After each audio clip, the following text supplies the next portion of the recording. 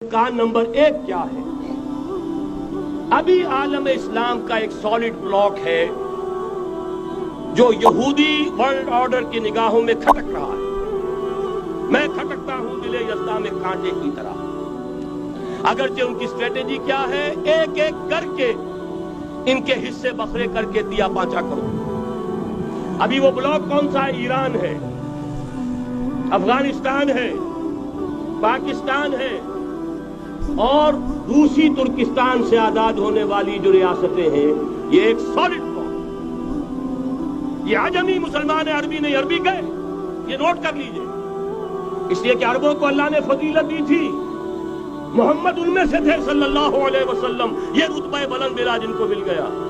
لیکن ساتھ ہی اللہ نے دھمکی بھی دے دی تھی سورہ محمد میں، ان تتولوا یستبدل قوما غیرکم، اگر تم پیٹھ دکھا دو گے اس مشن کو جو ہم نے تمہارے حوالے کیا ہے، تمہیں ہٹائیں گے، کسی اور کو لے آئیں گے۔ اور یہ بات ہو چکی ہے 13ویں صدی عیسوی میں، 1258 میں جب سقوط بغداد ہوا ہے، عربوں کے ہاتھ سے عالم اسلام کی قیادت چھین لی گئی، معذور کر دیا۔ اس کے بعد قیادت کن کے ہاتھوں میں آئی؟ ترکوں کے ہاتھ، ترکان تیموری ہندوستان میں، ترکان صفوی ایران میں، ترکان سلجوقی مڈل ایسٹ میں، اور ترکان عثمانی کا تو کہنا ہی کیا ہے، وہ ایشیا مائنر سے چل کر آپ کو معلوم ہے کہ مشرقی یورپ کا کتنا بڑا علاقہ، دی گریٹ آٹومان امپائر اس صدی کے آغاز تک قائم تھی۔ اس صدی میں عجیب عجیب معجزے ہوئے ہیں۔ گریٹ آٹومان امپائر جو 3 بر اعظموں پر محیط، نام و نشان ختم۔ دی گریٹ USSR، نام و نشان ختم۔ اب تو روس صاحب ایک ملک کی حیثیت سے رہ گئے۔ یہ اس صدی میں دو اور وقت نہیں ہے میں اور آپ کو کیا بتاؤں، اس صدی میں تو بڑے بڑے عجیب عجوبے ہوئے ہیں، بڑی بڑی 2 عظیم جنگیں ہو چکی ہیں، تیسری جو ہے سر پر کھڑی ہے، دور نہیں ہے، جس کو حدیث میں کہا گیا ہے الملحمۃ العظمیٰ، تاریخ انسانی کی عظیم ترین جنگ، اور وہی صلیبی جنگ جس کا آغاز بوسنیا سے ہو چکا ہے۔ بہرحال اس وقت جو میں کہہ رہا تھا، ورنہ میرے پاس تو یعنی یہ کہ درد دل کہنے کے لیے وقت نہیں ہے، مجھے اپنی بات کو محدود کرنا پڑ رہا ہے، لیکن میں اب آ رہا ہوں اصل موضوع کی طرف، کہ ایک امکان تو یہ ہے کہ اس بلاک میں اسلام کا احیاء ہو، اور اس کے لیے کچھ نویدیں بھی موجود ہیں، احادیث نبویہ۔ وہ تو آپ نے سنا ہوگا اقبال کا شعر، میرے عرب کو آئی ٹھنڈی ہوا جہاں سے، میرا وطن وہی ہے، میرا وطن وہی ہے۔ حدیث میں آتا ہے یخرج ناس من المشرق یوتئون للمہدی، یعنی سلطانہ، مشرق سے فوجیں نکلیں گی کہ جو کہ مہدی کی حکومت قائم کریں گی۔ یہ مہدی اہل تشیع کے مہدی اور ہیں، ہمارے مہدی اور ہیں۔ اہل تشیع کے عقیدے کے مطابق ان کے بعد میں امام جو روپوش ہو گئے تھے وہ امام مہدی ہے، وہ ظاہر ہو جائیں گے، ابھی امام غائب ہیں، پھر وہ ظاہر ہو جائیں گے۔ ہمارے نزدیک یہ مہدی پیدا ہوں گے یا ہو چکے ہوں، اور یہ ہوں گے حضرت فاطمہ کی نسل ہی سے رضی اللہ تعالی عنہا، لیکن عالم عرب کے اندر پھر ایک طاقت بن کر ابھریں گے، باطل کی قوتوں کے خلاف جہاد کریں گے، لیکن ان کو مدد آئے گی 2 طرف سے، ایک زمینی مدد آئے گی مشرق سے، ایک آسمانی مدد آئے گی، عیسیٰ ابن مریم کا نزول، حضرت مسیح علیہ السلام جو زندہ آسمان پر اٹھائے گئے تھے نازل ہوں گے، اور در حقیقت ان 2 مددوں کے نتیجے میں پھر یہود کا قلعہ قمع ہوگا، اور یہی گریٹر اسرائیل ان کا گریٹر گریو یارڈ بن کر رہے گا، عظیم تر قبرستان بن کر رہے گا۔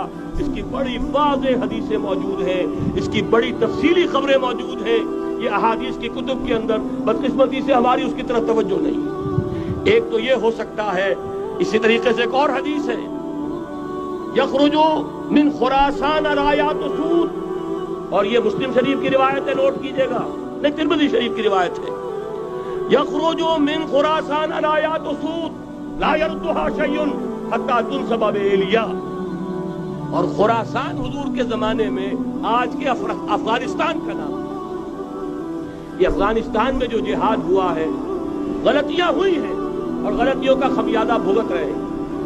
یہ تو اللہ تعالیٰ کی سنت ہے جس میں اللہ نے صحابہ کو بھی ایگزمپٹ نہیں کیا، غلطی کی سزا دی ہے۔ 35 صحابہ کی غلطی غزوہ احد میں ہوئی، جہاں سے حکم تھا کہ مت ہٹنا، 50 میں سے 35 ہٹ گئے، نتیجہ کیا نکلا؟ فتح شکست میں بدل گئی، 70 صحابہ شہید۔ اللہ تعالیٰ نے فرمایا وَلَقَدْ صَدَقَكُمُ اللَّهُ وَعْدَهُ إِذْ تَحُسُّونَهُم بِإِذْنِهِ حَتَّىٰ إِذَا فَشِلْتُمْ وَتَنَازَعْتُمْ فِي الْأَمْرِ وَعَصَيْتُم مِّن بَعْدِ مَا أَرَاكُم مَّا تُحِبُّونَ۔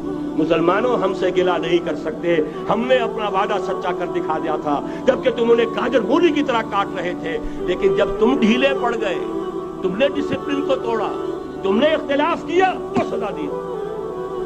تو اگر صحابہ کرام رضوان اللہ تعالی علیہ مجمعین خیر الناس بعد الانبیاء، پوری نوع انسانی کے اندر انبیاء کے بعد بلند ترین انسان، اگر ان کی بھی غلطی کا خمیازہ جو ہے اللہ نے چکھایا، کیوں چکھایا؟ ضروری آئندہ کے لیے سبق ہو جائے، ایک وَلِيُمَحِّصَ مَا فِي قُلُوبِكُمْ، تاکہ تمہارے دلوں کے اندر اگر کہیں کوئی کھوٹ ہے اور پاک کر دے ہم۔ اس لیے بہرحال غلطیاں ہوئی ہیں افغانستان میں، ایک امام کے ساتھ بیعت نہیں تھی، بلکہ بدقسمتی اور پڑھ کر یہ ہے بیعت کر کے توڑ دی۔ عبد الرسول سیاد صاحب کے ہاتھ پر ہمارے پاکستان کے 7 گروپ جو تھے، انہوں نے عین حرم میں بیٹھ کر بیعت کی اور پاکستان آ کر بیعت توڑ دی، سزا اس کی مل گئی۔ آپس کی خانہ جنگی یوں ہی نہیں ہو رہی، کوئی سبب ہے، لہذا یہ سزا تو ملے گی، لیکن جتنا خون یہاں پر خلوص کے ساتھ دیا گیا ہے اس کی مقدار بھی کم نہیں ہے، یہاں سے خیر برآمد ہوگا۔ اور دوسری بات اپنے بارے میں نوٹ کر لیجئے، یہ پاکستان، بچا کھچا Pakistan, what remains of Pakistan, یہ اصل میں ہے کیا؟ مولانا بہت خوبصورت انداز میں فرما رہے تھے، یہ 313 نہیں تھے، اسلام تھا۔ اسی طرح نوٹ کیجئے، پاکستان نہیں ہے، 4 صدیوں کی تجدیدی مساعی کا حاصل۔ آپ نے کبھی نوٹ کیا ختم نبوت کے بعد اب سب سے اونچا منصب کس کا ہے؟ مجددین۔ سنن ابی داؤد کی روایت، ان اللہ یبعث فی هذه الامہ علی راس کل 100 عام من یجدد لها دینها۔